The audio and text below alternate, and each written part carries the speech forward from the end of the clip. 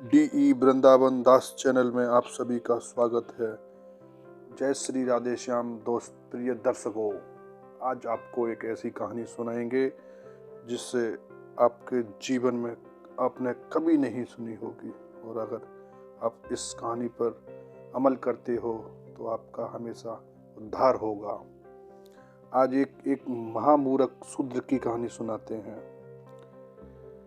एक महामूर्ख शूद्र अकेले ही एक वन में रहता था और बड़े अनर्थों से उसने बहुत सारा द्रव्य इकट्ठा किया।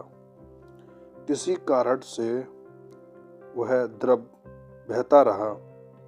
अब शूद्र चिंता करने लगा कि किसी से पूछा कि ऐसा उपाय बताओ जिससे पृथ्वी में गड़ा हुआ द्रव्य उसको दिखने लगे। तब किसी ने कहा कि तू मांस मदिरा खाया कर,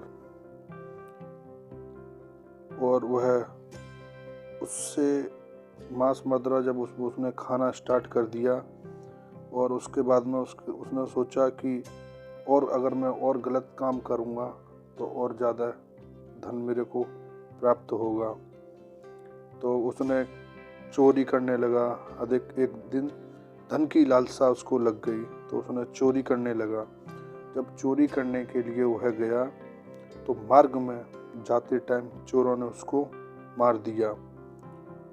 परंतु उसने जब वो मर के उसने प्रेत की योनि प्राप्त की। उस प्रेत की योनि से बड़ा दुखी हुआ और एक बट वृक्ष पर रात दिन चिल्लाया करता था, कोई ऐसा भी है जो मुझे इस अधम देह से छुटकारा दिलाए। कुछ समय बाद शूद्र की स्त्री से एक पुत्र जन्म लेता है। उसका पुत्र था, वो बड़ा हुआ तो एक दिन अपनी माता से उसने पूछा, मेरे पिताजी का क्या व्यापार करते थे और देहांत किस प्रकार हुआ? माताजी, मुझे पिताजी के बारे में बताइए। तब उसकी माता ने कहा, हे बेटा, तेरे पिता के पास बहुत द्रव्य था, वह सब यूं ही जाता रहा। वह धन के चलते जाने से बहुत चिंता में रहने लगे। एक दिन धन की लालसा से चोरी करने गए, परंतु मार्ग में चोरों ने उन्हें मार डाला। तब बेटे ने कहा, हे माता, उनकी गति कराई थी क्या आपने? माता ने कहा, नहीं कराई। तब वह पंडितों से पूछने के लिए गया। जानकारी प्राप्त करी उसने तो पंडित ने कहा कि मेरे पिता एक दिशा में जाकर उनकी मृत्यु हो गई प्राप्त हुए, अतः उनकी उद्धार किस प्रकार होगा? तो पंडित ने कहा कि तू जाकर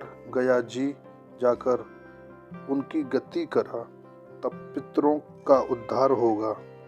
यह सुन उसने माता की आज्ञा लेकर गया जी के लिए रवाना हुआ। रास्ते में प्रयागराज का दर्शन किया। उसने स्नान करके आगे को चला। रास्ते में एक बट वृक्ष के नीचे जाकर बैठ गया, और जहाँ वो बैठा था उसी बट वृक्ष के नीचे जाकर जब वो बैठ गया तो उसको ऐसा डर महसूस हुआ, बहुत डर गया एकदम। तो यह वही बट वृक्ष था जहाँ उसके पिता की प्रेत योनि को प्राप्त हुआ था, जहाँ उसके पिता की मृत्यु हुई थी। उसका एक और नियम था।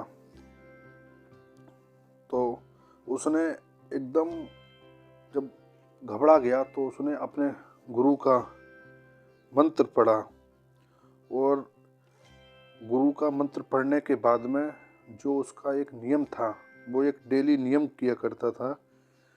तब उसने अपने गुरु का मंत्र पढ़ने के बाद में उसका एक नियम किया उसने करने के कि वह एक अध्याय गीता जी का 3रा अध्याय का पाठ किया करता था। उस दिन उसने श्री गीता जी के 3रे अध्याय का पाठ उस बट वृक्ष के तले बैठकर और उसने पाठ स्टार्ट किया अपने गीता जी का, जब वो डर गया था तब। और जब उसने गीता जी का पाठ स्टार्ट किया तो उसके पिता प्रेत की योनि में सुन वहाँ पर लटके हुए थे बट वृक्ष पर। तो जब उन्होंने 3रे पाठ का उन्होंने अध्ययन जब उसे स्टार्ट कर दिया तो उसने अध्याय को सुना उसके पिता ने, तो उसकी प्रेत की देह छूट गई। और जब देव उसने पाई, जब गीता जी के 3रे पाठ का अध्याय करने से उसके पिता की प्रेत योनि से छुटकारा पाकर और देव देह पाई उसने, तो स्वर्ग से उसके लिए विमान आया और वह विमान पर चढ़कर पुत्र के सामने आया और आशीर्वाद देकर कहा, हे पुत्र, मैं तेरा पिता हूँ जो मरकर प्रेत हुआ था। तेरे इस पाठ करने से मेरी देव देह हुई है, अब मेरा उद्धार हुआ है और तेरी कृपा से मैं स्वर्ग को जाता हूँ। अब तू गया जी को अपनी खुशी से जा। और इतना कहकर पुत्र ने कहा, हे पिताजी, कुछ और आज्ञा करो जो मैं आपकी सेवा करूं।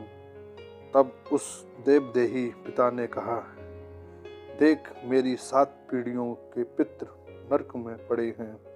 अब तू श्री गीता जी के 3रे अध्याय का पाठ करके उनको भी इस दुख से मुक्ति दिला।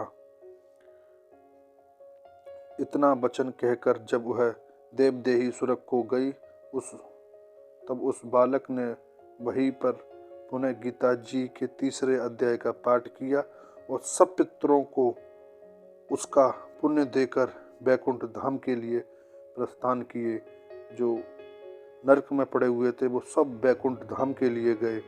और जो प्राणी श्री गीता जी का पाठ करे या श्रवण करे उसका फल हमेशा उसको मिलता ही है। जो भी मनुष्य गीता जी के पाठ का अध्ययन करता है उस पर श्री कृष्ण भगवान की हमेशा कृपा बनी रहती है।